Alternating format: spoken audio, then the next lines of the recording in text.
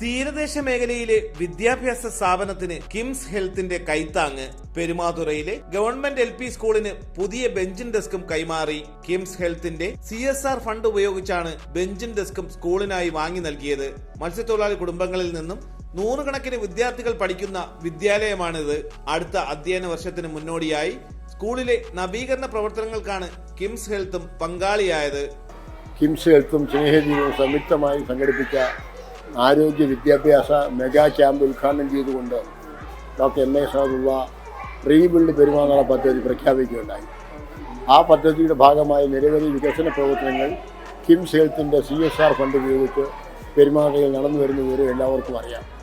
ഇന്നിപ്പോൾ നടന്ന പെരുമാറ സ്കൂളിന് ബെഞ്ചും ഡെസ്കും വിതരണം ചെയ്യുന്ന ചടങ്ങ് അതിൻ്റെ റീബിൽഡ് പെരുമാതുറ പദ്ധതിയുടെ ഭാഗമായി അദ്ദേഹം നൽകിയ ഒരു സംഭാവനയാണ്. പെരുമാതുറയുടെ വിദ്യാഭ്യാസ ശാക്തീകരണത്തിനുള്ള എഡ്യൂസ്പോട്ട്, എഡ്യൂകെയർ, എഡ്യൂക്കേറ്റ് എന്നിങ്ങനെ പരിപാടികൾ, സൗജന്യ PSC കോച്ചിങ് ക്ലാസ് ഇവയെല്ലാം കിംസ് ഹെൽത്തിൻ്റെ CSR ഫണ്ട് ഉപയോഗിച്ച് സ്നേഹതീരം ഇവിടെ നടത്തി വരികയാണ്.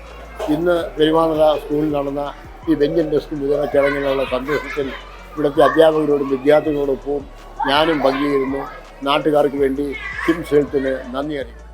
പെരുമാതുറ ഗവൺമെന്റ് LP സ്കൂളിൽ നടന്ന ചടങ്ങിൽ സ്കൂൾ ഹെഡ് മിസ്ട്രസ് ലതാകുമാരി അധ്യക്ഷത വഹിച്ചു. CSR ഹെഡ് രശ്മി ആയിഷ പരിപാടി ഉദ്ഘാടനം നിർവഹിച്ചു. Perumathura Snehatheeram general secretary Zakir Hussain, CSR executive officer Midhun Das, Snehatheeram വികസന standing committee convener Anwar, Sajid, Iqbal, senior അധ്യാപകൻ രാജേഷ് കുമാർ GR തുടങ്ങിയവർ പങ്കെടുത്തു. തലസ്ഥാന വാർത്തകൾ, പെരുമാതുറ.